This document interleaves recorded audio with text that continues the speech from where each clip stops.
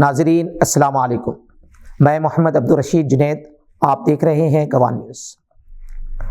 میں نے کل شب چاہتوں کی سب کتابیں پھاڑ دیں، میں نے کل شب چاہتوں کی سب کتابیں پھاڑ دیں، صرف ایک کاغذ پہ لکھا شبد ماں رہنے دیا۔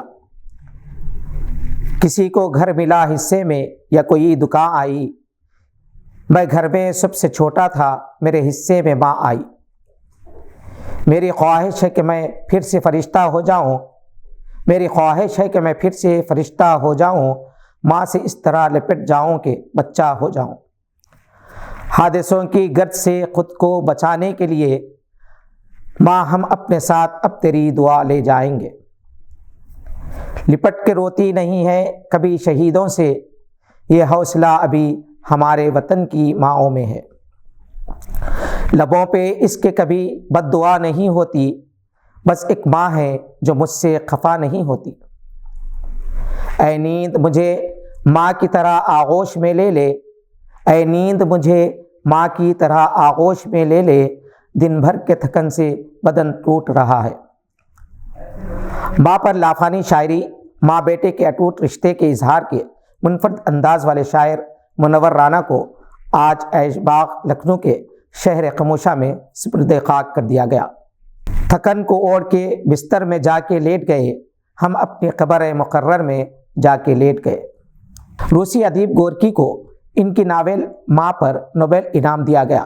اسی طرح منور رانا کو بھی ماں پر ان کی لکھی گئی شاعری پر نوبل ایوارڈ نہیں تو کم از کم بعد از مرگ بھارت رتن ایوارڈ دیا جائے۔ اردو اور ہندی دنیا اس دور کے عظیم انقلابی شاعر کی جدائی پر اپنی اشک بار آنکھوں کے ساتھ انہیں خراج عقیدت پیش کرتے رہیں گے۔ 71 برس کے منور رانا نے 14 جنوری کی رات اس دنیا سے ناطہ توڑا اور 15 جنوری کو ندوہ میں ان کی نماز جنازہ ادا کی گئی۔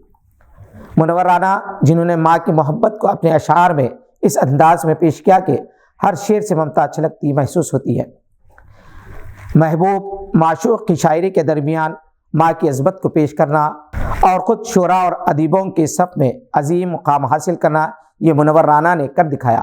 بلا شبہ وہ ہر طبقہ، ہر عمر کے عوام میں یکساں طور پر مقبول تھے۔ اپنے چپتے ہوئے لہجے میں انہوں نے کبھی زعفرانی قائدین پر نکتہ چینی کی تو کبھی فرانس میں ناموس رسالت صلی اللہ علیہ وسلم کی توہین کرنے والوں کی سخت مذمت کی۔ اپنی شاعری سے داد تحسین بھی حاصل کی، اعزاز بھی، مگر جب عزت نفس اور غیرت کا معاملہ آیا تو ساہتیہ اکیڈمی ایوارڈ بھی حکومت ہند کو واپس کر دیا۔ منور رانا رائے بریلی میں پیدا ہوئے مگر کلکتہ میں پروان چڑھے۔ فلموں سے لگاؤ رہا، ایک فلم کی کہانی بھی لکھی مگر یہ شوق عارضی ثابت ہوا۔ جب انہوں نے سنجیدگی کے ساتھ شاعری شروع کی تو پھر آخری سانس تک پیچھے پلٹ کر نہیں دیکھا۔ ہاں، پہلے وہ منور شاداں بھی تھے اور پھر منور رانا بنے۔ ملک و بیرون ملک میں دور حاضر کے جن شعراء کی زبردست مانگ ہوا کرتی ہے، ان میں سے منور رانا سر فہرست رہے۔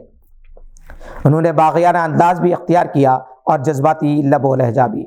ان کا یہ شعر ضرب المثل بن گیا۔ ایک آنسو بھی حکومت کے لیے خطرہ ہے، تم نے دیکھا نہیں آنکھوں کا سمندر ہونا۔ منور رانا اردو اور ہندی اتحاد اور میل ملاپ کے ترجمان رہے۔ وہ لکھتے ہیں، لپٹ جاتا ہوں ماں سے اور موسی مسکراتی ہے، لپٹ جاتا ہوں ماں سے اور موسی مسکراتی ہے، میں اردو میں غزل کہتا ہوں، ہندی مسکراتی ہے۔ اس شعر میں ماں، مسکراہٹ، لپٹ جانا، موسی ہندی الفاظ ہے، اس کو انہوں نے خوبصورتی کے ساتھ اردو کا لباس دیا ہے اور ہندی الفاظ کو اردو کی بحر میں پیش کیا ہے۔ سگی بہنوں کا جو رشتہ ہے اردو اور ہندی میں کہیں دنیا کی دو زندہ زبانوں میں نہیں ملتا۔ منور رانا عوامی شاعر تھے، وہ مخدوم کی طرح محنت کش طبقات کی آواز تھے۔ ان کے درد و کرب کو انہوں نے اپنی شاعری کے سانچے میں ڈھالا ہے۔ ان کے کچھ چنندہ اشعار ملاحظہ فرمائیے۔ فرشتے آ کر ان کے جسم پر خوشبو لگاتے ہیں، وہ بچے ریل کے ڈبوں میں جو جھاڑو لگاتے ہیں۔ فرشتے آ کر ان کے جسم پر خوشبو لگاتے ہیں، وہ بچے ریل کے ڈبوں میں جو جھاڑو لگاتے ہیں۔ سو جاتے ہیں فٹ پاتھ پر اخبار بچھا کر، مزدور کبھی نیند کی گولی نہیں کھاتے۔ بوجھ اٹھانا شوق کہاں ہے، مجبوری کا سودا ہے، رہتے رہتے اسٹیشن پہ لوگ خلی ہو جاتے ہیں۔ منورانہ کا ثانیہ ارتحال جہاں اردو شاعری کو یتیم کر گیا، وہیں ان کے لاکھوں کروڑوں چاہنے والوں کی پلکیں بھگو دیا۔ تاہم موت سے کس کو رستگاری ہے، موت سے کس کو رستگاری ہے، آج وہ کل ہماری باری ہے۔ ادارہ گواہ ان کے دنیا سے اٹھ جانے پر اظہار تعزیت کرتا ہے۔ اگر آپ ہمارے چینل پر نئے ہیں تو سبسکرائب کرتے ہوئے بیل کا آئیکن دبانا نہ بھولیں۔ شکریہ، خدا حافظ۔